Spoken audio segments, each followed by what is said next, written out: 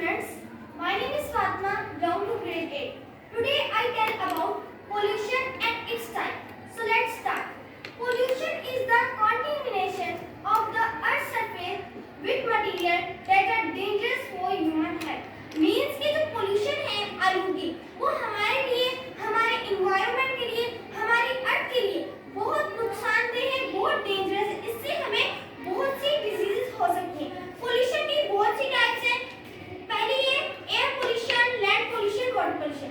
मैं आपको बताऊंगी एयर पोल्यूशन के बारे में कि एयर पोल्यूशन कैसे क्रिएट होती है हमारे अर्थ में, हमारे इन्वायरमेंट.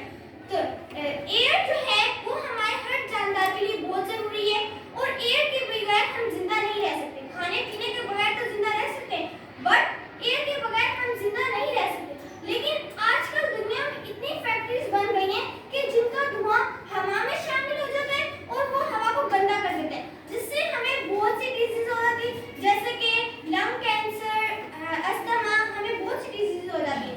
और जो एयर पोल्यूशन है वो ओजोन लेयर डिप्लीट कर रहा है, यानी कि जो हमारे सन के इर्द गिर्द होती है ओजोन लेयर उसको खत्म कर रहा है. और जो पोल्यूशन के हिसाब से कराची जो है वो 5वें नंबर पर आ रहा है.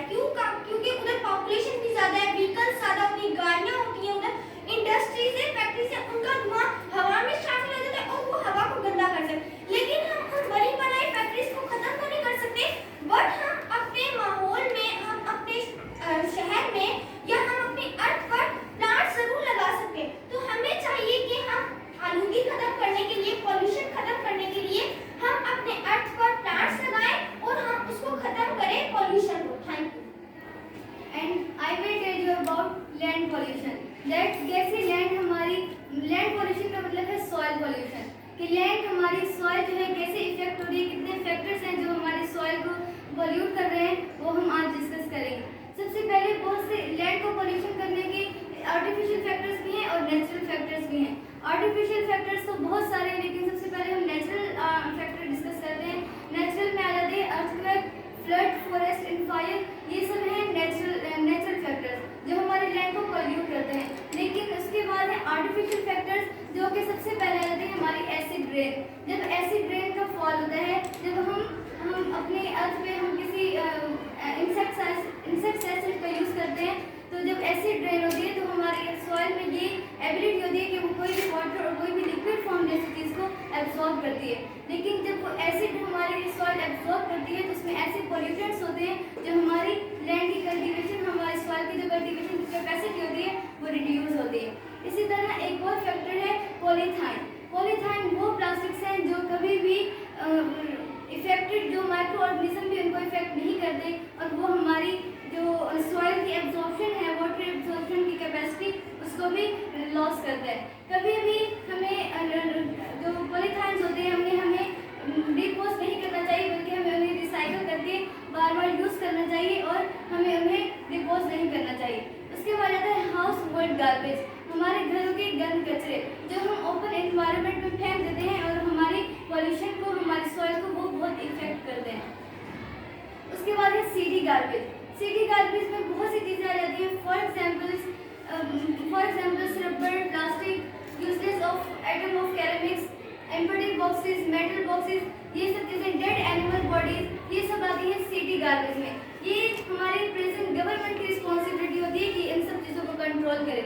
अगर गवर्नमेंट इस चीज़ पर फोकस नहीं करती तो हमें, जो हम सिटीजन हैं, हमें चाहिए कि हम इन सब चीज़ें हैं, ये सब गार्बेजेस हैं, हम इनको इनकी जो प्लेस है उधर स्टोर करें. वरना हमारा पॉल्यूशन, लैंड पॉल्यूशन बहुत ज़्यादा इंक्रीज होगा जिससे हमारी प्रोड्यूसर्स जो है वो अच्छी तरीके से ग्रो नहीं करेंगे और हमारे एग्रीकल्चर में और हमारे एग्रीकल्चर और इंडस्ट्रियल बिजनेस जो है उसमें भी लॉस होगा.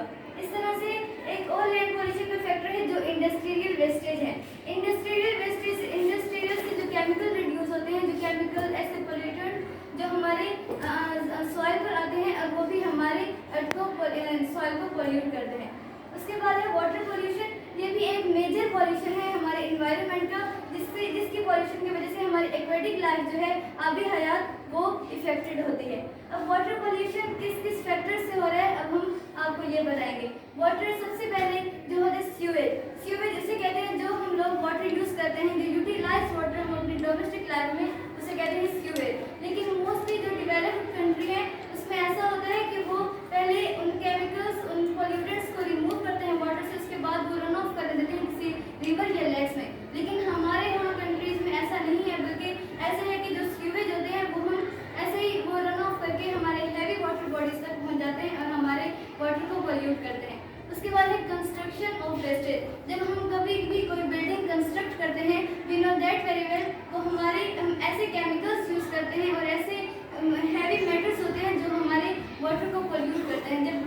होती है जब वो एसिड और ऐसे पोल्यूटेंट्स रन ऑफ करते हैं और वो जाते हैं हमारे हैवी वाटर बॉडीज में और हमारे वाटर को पोल्यूट करते हैं। इस तरह से अभी हमें अगर हम वाटर पोल्यूशन के क्या इफेक्शंस हैं, अगर वाटर के पोल्यूशन को रोकेंगे नहीं, हमें अवॉइड नहीं करेंगे पोल्यूशन इंक्रीज करने से, तो हमारी डिजीज जो हमारी एक्वेटिक लाइफ जो है वो बहुत इफेक्टेड होगी। तो हमें इस चीज़ से केयर करनी चाहिए कि हम अपने वाटर को, अपने लैंड को ऐसे केमिकल्स और ऐसे पोल्यूटेंट्स से महफूज रखें जिससे हमारी अर्थ, एयर, हमारा जितना भी एनवायरनमेंट है वो पोल्यूशन से बिल्कुल साफ हो जाए, क्योंकि किसी भी किस्म का एनवायरनमेंट है वो हमारे ह्यूमन बीइंग, लिविंग ऑर्गेनिजम्स के लिए बहुत ज़्यादा मुज़र है, क्योंकि एयर हम सब ह्यूमन बीइंग्स के लिए बहुत ज़रूरी है। एक्वेटिक में हमारे एक्वेटिक जितने भी एनिमल्स हैं जो अंदर रहते हैं पानी में, उन सब की लाइफ को खतरा हो सकता है, वो सब इफेक्टेड होते हैं। उसके बाद लैंड पर